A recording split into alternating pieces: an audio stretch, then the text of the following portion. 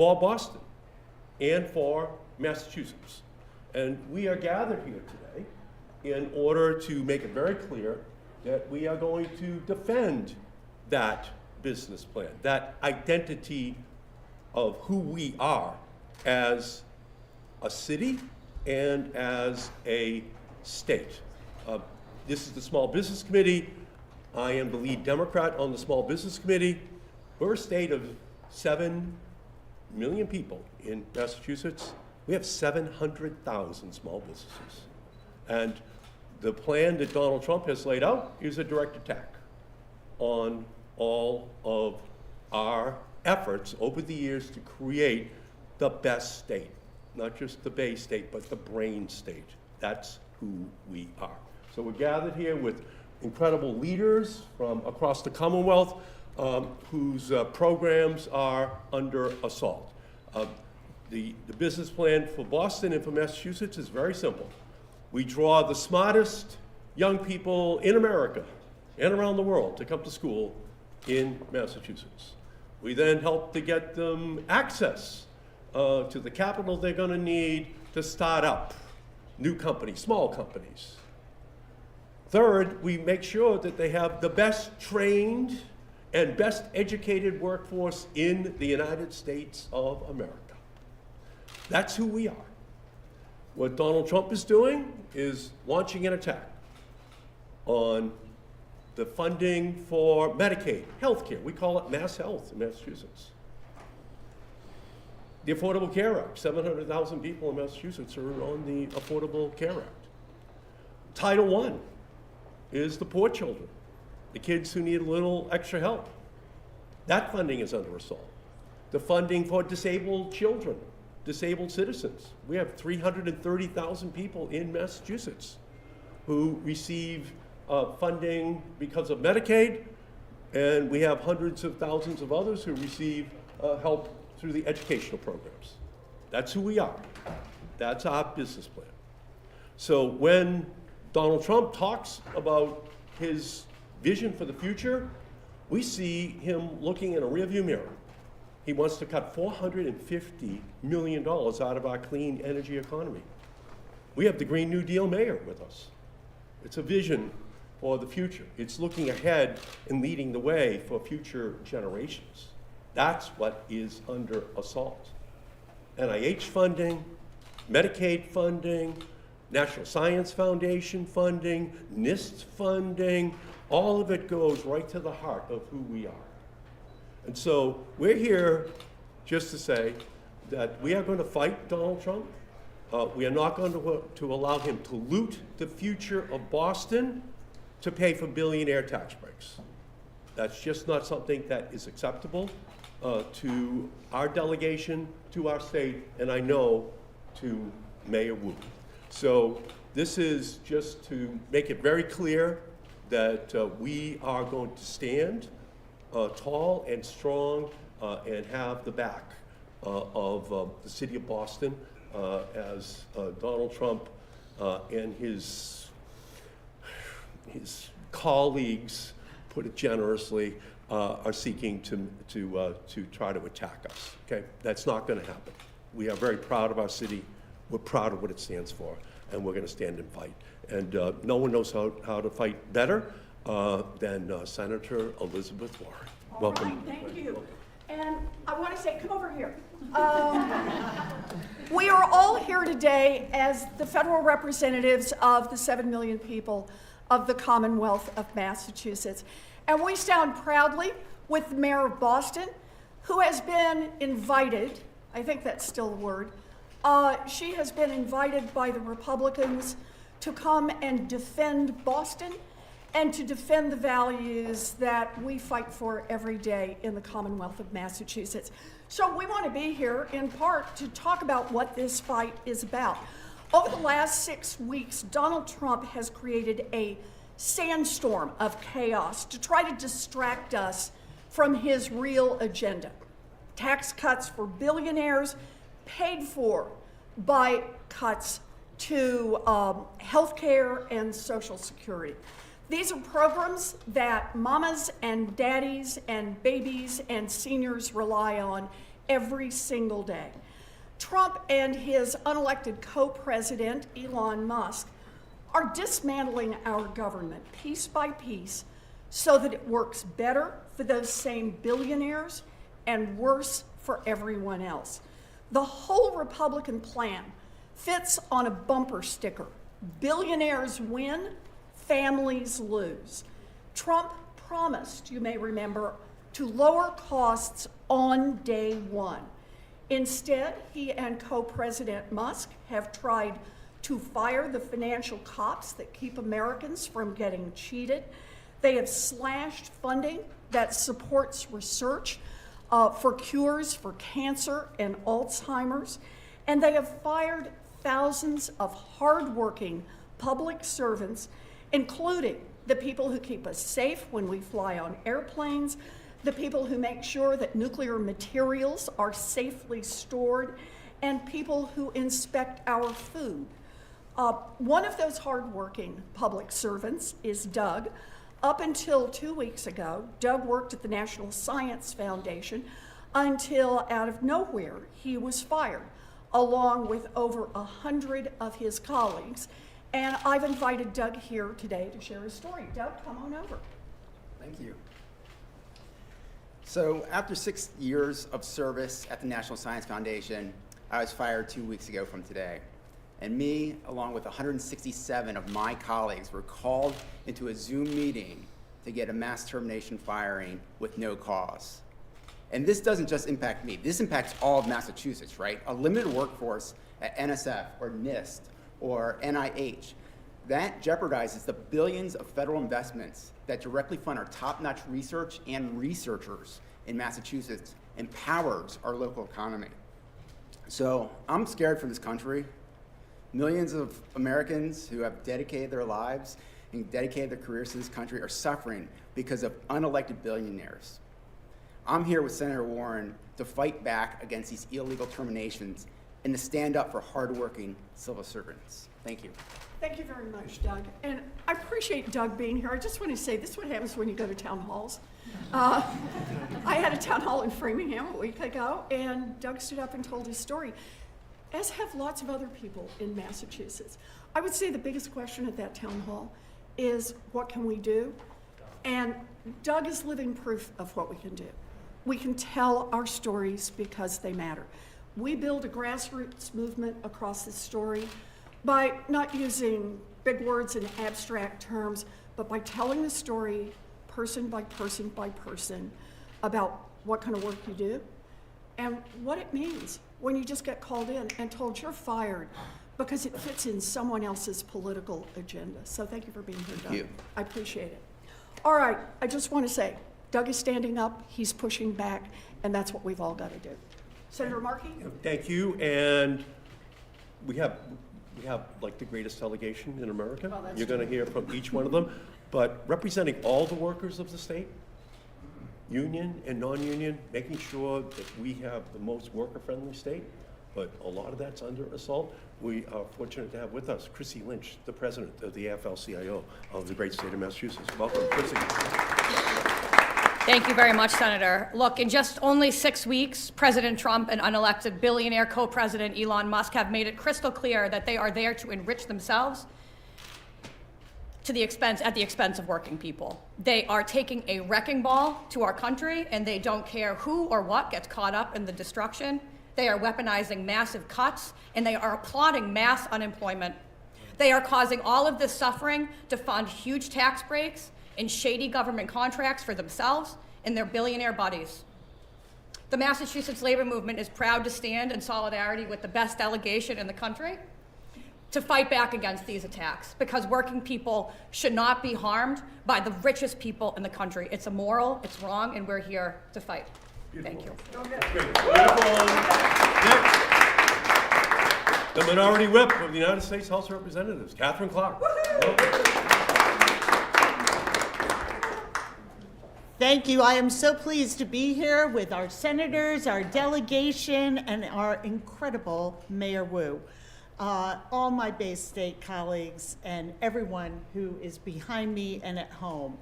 The last 6 weeks have been a daily barrage of attacks on the Commonwealth, our communities, and our constituents. Republicans have the trifecta here in Washington.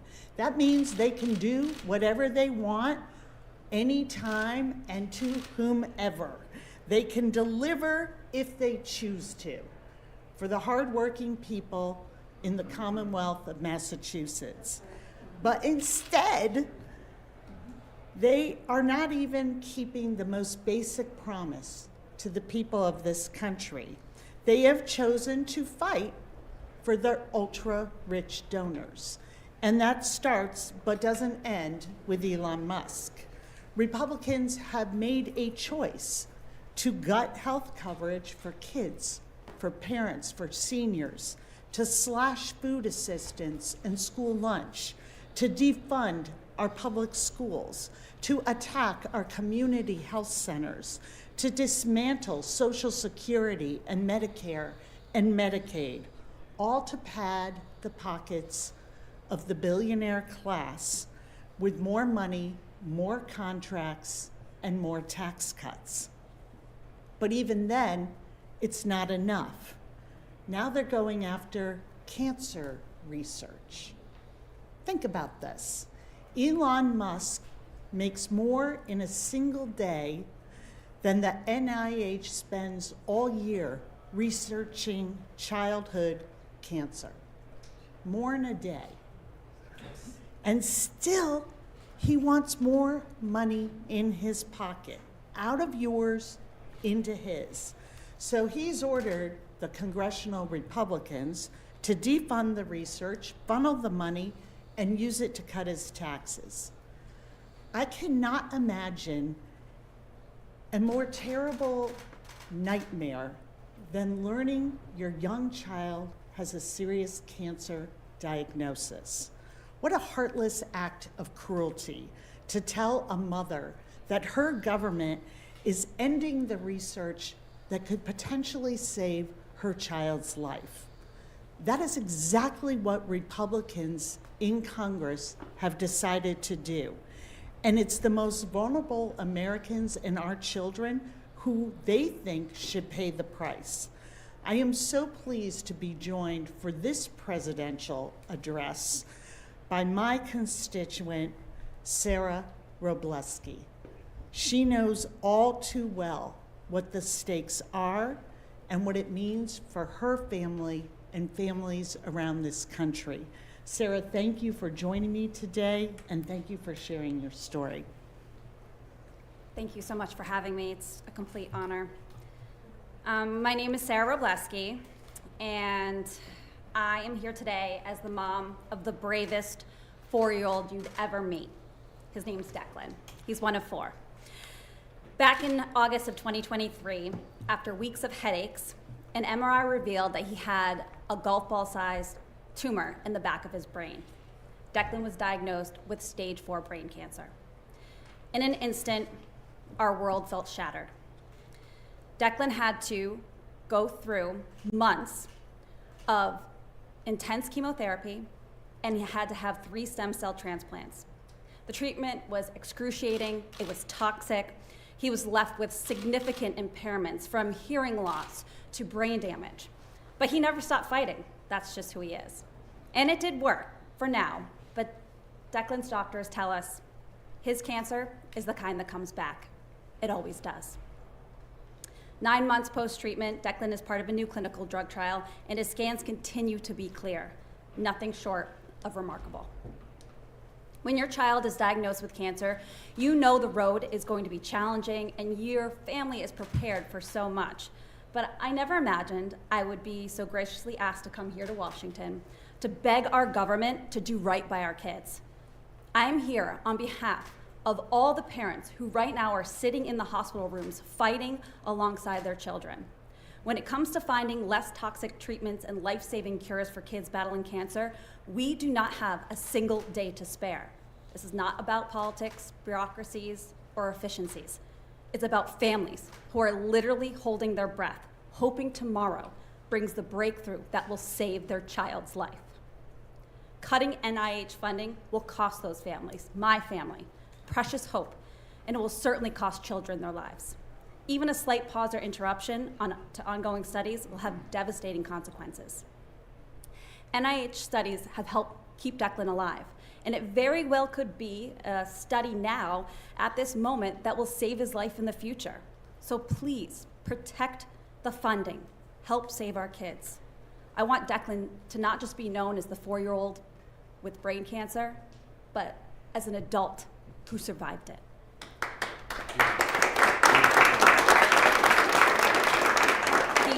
He's a fighter, and we need everyone to fight alongside him. Thank you.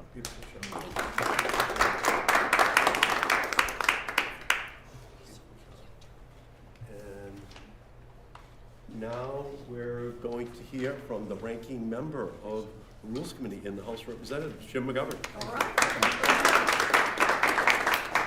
I'm proud to stand here with our delegation. I'm proud to stand here with leaders in the faith-based community, labor community, the civil rights community. I'm proud to be here with all of the guests that have come to be in Washington on this day. And I'm proud to be here with Mayor Wu, and I'm proud to be from Massachusetts, where we actually celebrate our diversity and respect the human dignity of every single person who lives in our Commonwealth. As my colleagues have said, the last 6 weeks have been a disaster for the American people.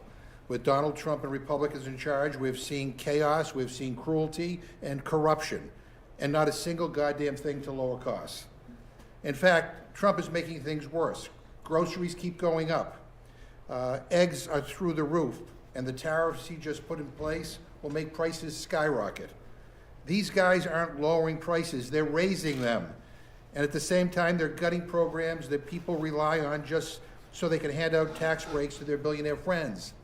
They don't care about us. Their life is so different from all of us. When's the last time Elon Musk ever walked into a grocery store or had to worry about paying a health care bill? And that's why I invited Sue Kohler from Leominster in my district to be here today.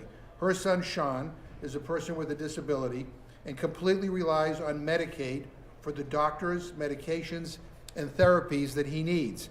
He's contributing to our community more than most, and he can do that because he has access to the care that allows him to thrive. Sue has dedicated her life to making sure that Sean has every opportunity to succeed. She didn't ask to be on the front lines of this fight. She just wants everyone to know we want her to know that her country has her back. But because of Republicans' greed and cruelty, families like Sue's can see their benefits slashed. That is not leadership. That is cruelty.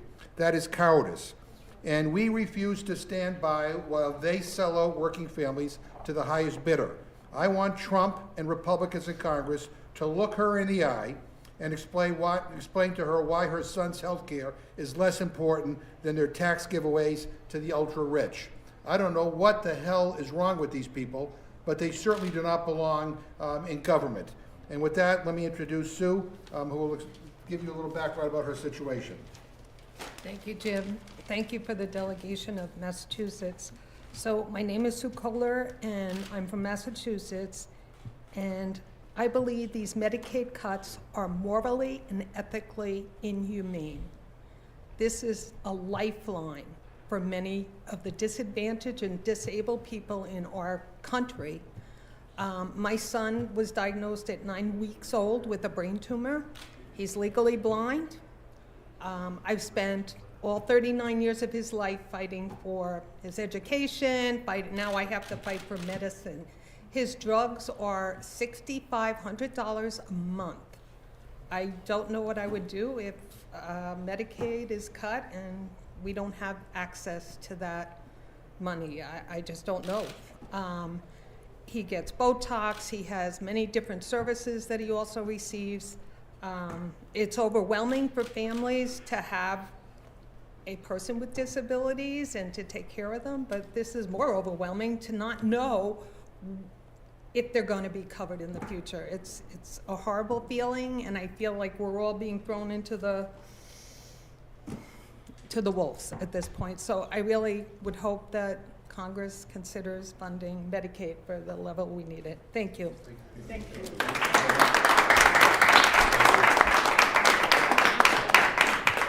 Now going to the city of Boston. And Ayanna Pressley, who knows how to fight every single day. Thank you. Thank you, Senator.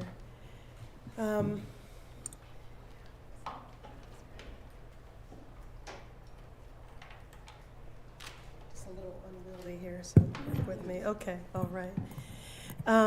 Yeah, I was emotional coming into the Russell Building today because 30 plus years ago, this was a building that I entered every day as a young aide to United States Senator John Kerry.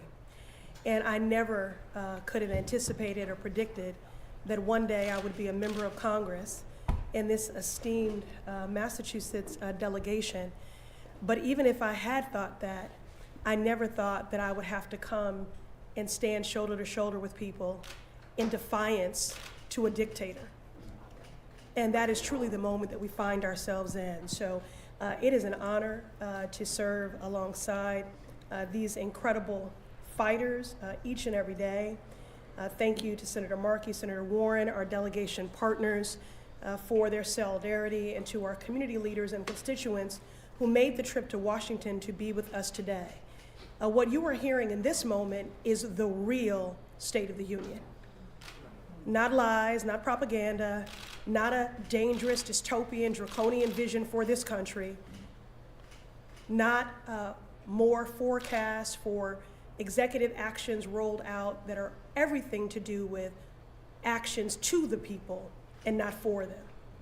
This is the real State of the Union right here. I am so proud of the vibrant, diverse communities that call Massachusetts home. I'm deeply honored to work for the people of the Massachusetts 7th here in Congress. I carry your stories with me daily, and I know right now many folks back home are feeling scared and they feel small. And that is the whole point. In flooding the zone, shock and awe, and to make you feel that these proposals, that this vision for our country is an inevitability, and that you are powerless to do anything about it. This White House, this hostile White House, is raining down cruel, and let me underscore, unlawful executive actions, and they are looking for every tool available to exact harm on the most vulnerable. Everyone will feel this hurt, but the most vulnerable will feel it most of all. But in stark contrast, back home in Massachusetts, I'm so grateful that we have people standing up for their neighbors, standing in the gap, meeting the moment. Dr. King challenged us to make a choice, chaos or community. Yes. And we find ourselves in a moment of chaos, callousness, cruelty, and corruption. And what is the antidote to that? It is community. We are assembled here today because we've chosen community, a beloved community that is welcoming and compassionate, because we believe in our bones from all walks of life, people deserve decency and dignity. Like the mother of 3 from my district who was in the midst of an NIH trial hoping it slows her cancer and bides her time with her precious babies. Like the veteran from Randolph who turns to the VA for essential mental health care that provides him the stability he needs to work and live independently. Like the young family from my district who cried the day their youngest got a slot in a Head Start classroom, knowing he was safe and in the loving care of dedicated teachers. Government is not sheets of paper, static documents that live on shelves. It is the funding and the policies and the dedicated workforce of government that quite literally determine who lives, who dies, who survives, and who thrives. Government is about making this nation livable for everyone who resides here. It is the mundane and it is the extraordinary. From picking up the trash to finding cures for cancer. And at its best, government makes life easier and more predictable for all of us. It enables us not just to survive, but to thrive. In sharp contrast, this White House and their co-conspirators in Congress are trying to break every piece of the federal government and sell it for parts. Elon Musk and his vice president Donald Trump said that they will cut costs for families and make government more efficient, but that is a bold-faced lie. They are trying to cut millions of dollars from life-saving programs our communities depend on. This has never been about efficiency. You tell me what is efficient about making people sicker? What is efficient about making people hungrier? What is efficient about making people more vulnerable? Tell me how it is efficient to buy more toy rockets for Donald Trump's billionaire friends while parents cannot afford groceries. The cruelty is the actual point. I'm reminded of Bishop Budd's appeal to Donald Trump at her faith house. Have mercy. We have made appeals for mercy, for common sense, for centering the American people, but we continue to be met with chaos and cruelty. This evening, when Trump delivers his joint address to Congress, I'll be joined by Claire Bergstresser, a remarkable advocate and a constituent from Everett, shout out to Everett, who represents the story of the federal workforce, dedicated public servants working day in and day out to strengthen our communities and to serve our country. I first met Claire after I'd organized a rapid response roundtable to hear from impacted federal workers after the unlawful actions taken by DOJ in terminating probationary federal workers. I reached out to my friends at AFG and they helped us to organize this roundtable, and that's where I first met Claire. And she left an incredible impression on me because this was 26 hours after her termination from a job that she was damn good at, that served the people in our communities. And her first concern, her primary concern was not her life, which had been disrupted, but of the disservice that would be caused to the people and communities that she served in her position at HUD. That was her first concern, was about the unfinished work. As a federal worker and a person with a disability who has dedicated her life to giving back to our communities, her intersectional story is a powerful reminder of why we must continue pushing back against Donald Trump and Elon Musk's assault on our democracy. Our community is made stronger by dedicated civil servants like Claire, and I am proud to stand in solidarity with them. And with that, I'm happy to yield the floor to Claire to share her story.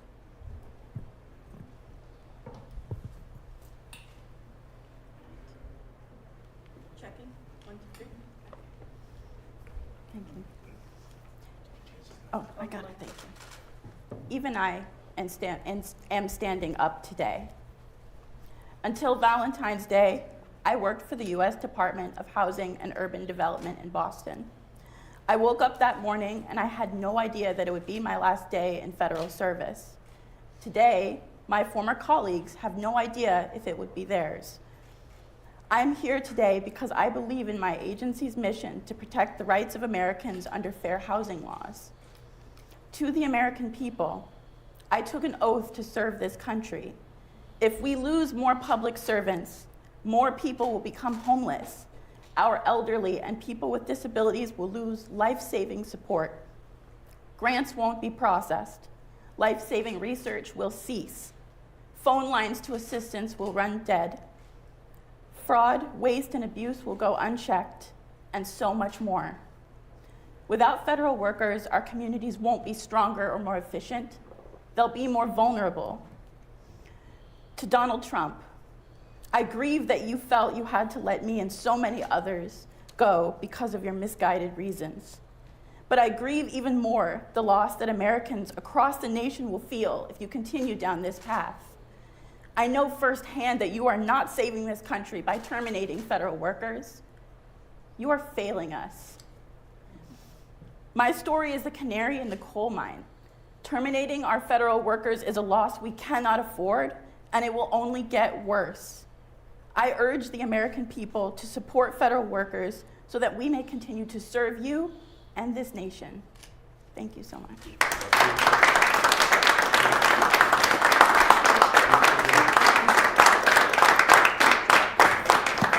Reverend Brown, I keep hearing you say amen. Huh? Amen. Amen.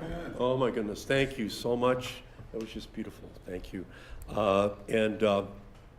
Over there fighting in the House of Representatives every single day, DOJ and all that it represents as a threat to Boston and to our country. Representative Stephen Lynch. Come on up, Steve. Thank you, Ed. Somebody falls. Thanks, Senator. Great to be here with my colleagues. I know much has been said, and I don't want to repeat what has already been said, but just to emphasize how extreme the situation is now, you know, for many, many years, Republicans and Democrats on the Hill agreed that veterans were a priority for ourselves and for our country. And yet, back in August, this was before the current president came into office, we did a review with the Inspector General for the VA, and they came back with a report on all of the VA facilities and hospitals across the United States. In that report, it said we're about 3,000 people short at the VA. 86% of the VA facilities lacked a medical officer. 82% of the facilities, including the VA hospitals, 170 of them across the country, lacked enough nurses. So we were already about 3,000 people in the hole. Then Donald Trump comes in, lays off 1,000 people in the first week. 3 weeks later, lays off another 1,400. So now we're 5,400 people short at the VA.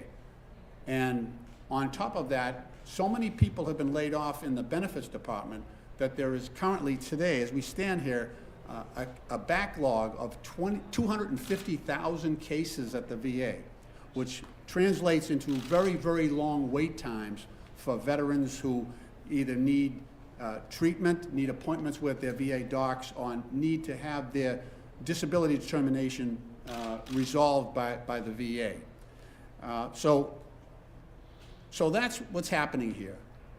They are punching down at people who, remember, VA benefits are different. Veterans' benefits are different. Veterans' benefits are for services already rendered.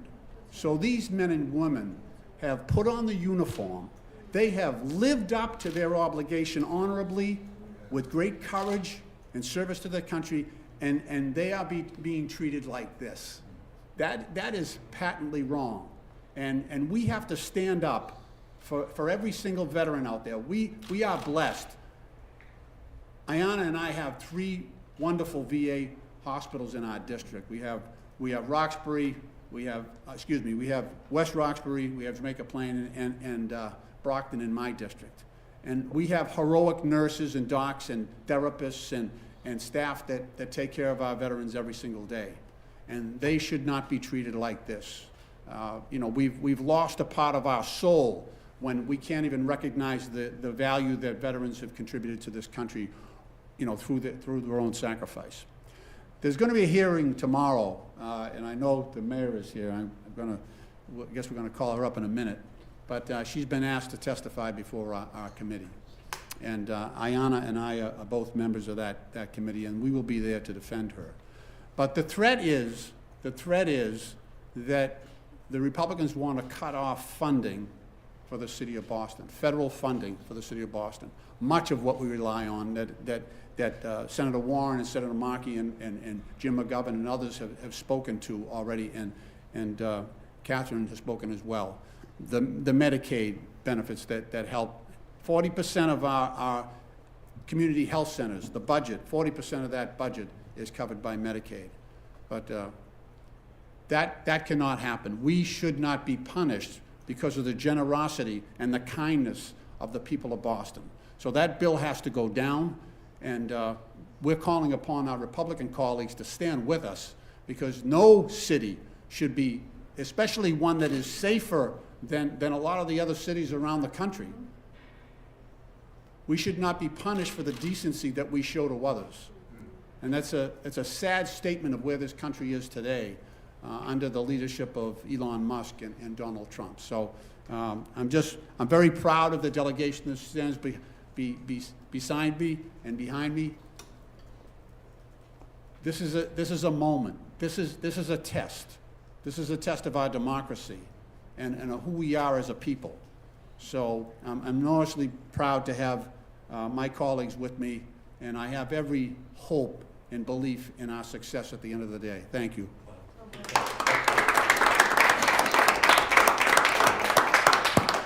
I think we all feel very good about a team of Ayanna and Steve. on the field together.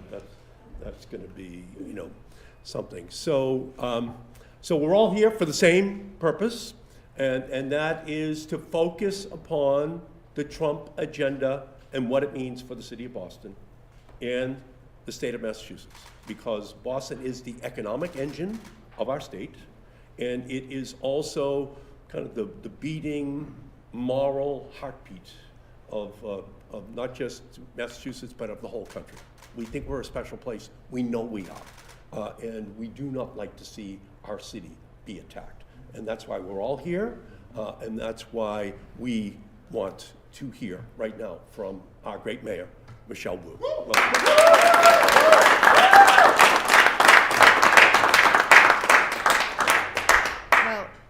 I just happened to be in the neighborhood. And it's great to see so many friends, leaders, fighters on behalf of the residents of Boston and Massachusetts, of course, in elected office at the federal level, and also taking care of our communities in each of the ways that the leaders here and those who spoke represent and do every day.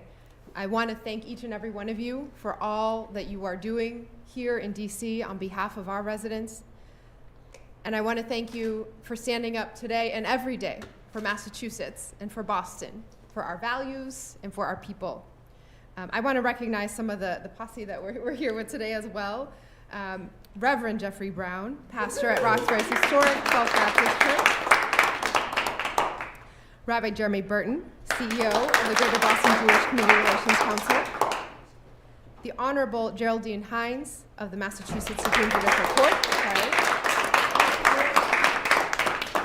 You heard from Madam President Chrissy Lynch of the Massachusetts AFL-CIO. Executive Director Carol Rose of the ACLU of Massachusetts.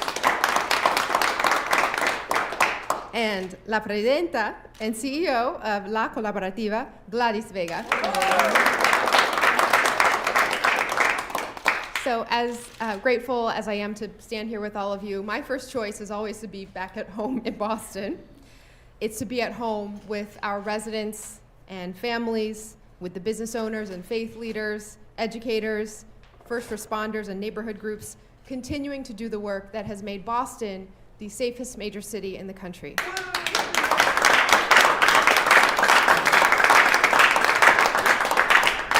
There is so much that we are proud of back at home that has made our progress together possible, and there's still so much work that we are looking to do together.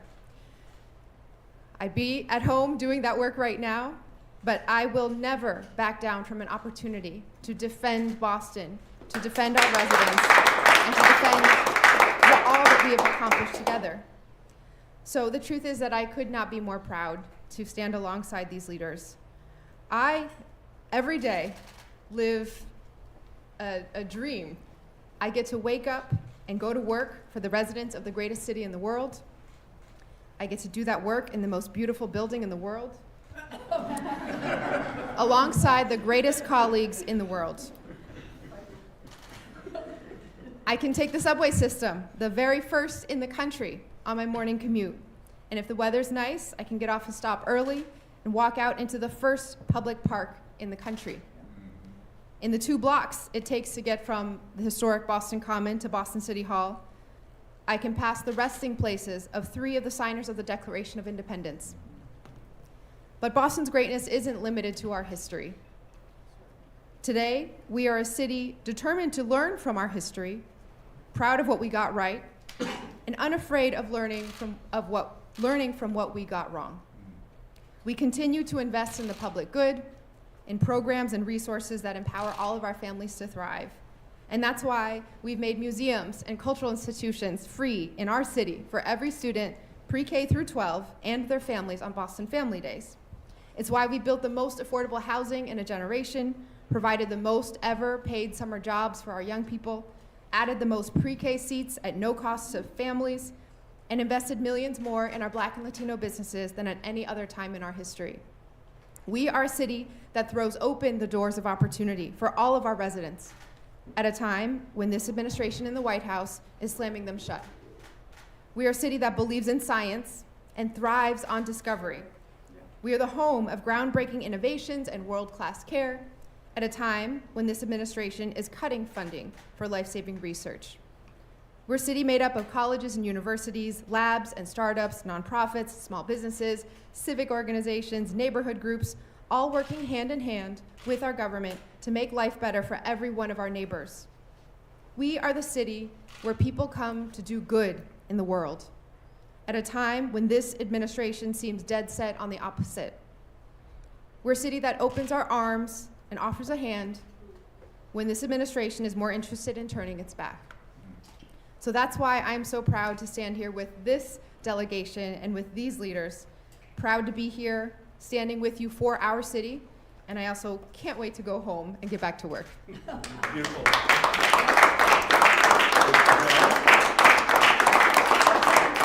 Are there any questions?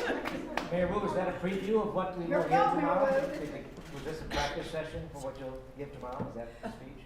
Tomorrow, I believe I will have many more questions asked of me than I'll be able to do the talking, but I'm looking forward to sharing all of the great work that Boston does, explaining the many, many hands and many partners and collaborators that are behind all that we've accomplished and why we are the safest major city in the country. Regulate the attacks?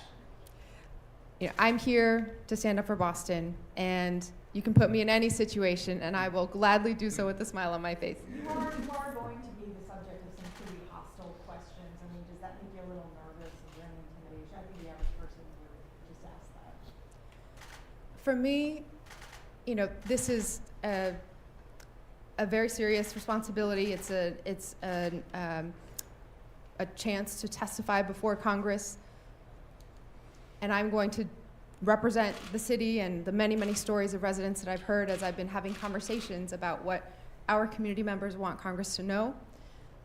But what really matters, what's real, is what's happening on the streets, in our schools, in homes, and in community centers and libraries back in Boston.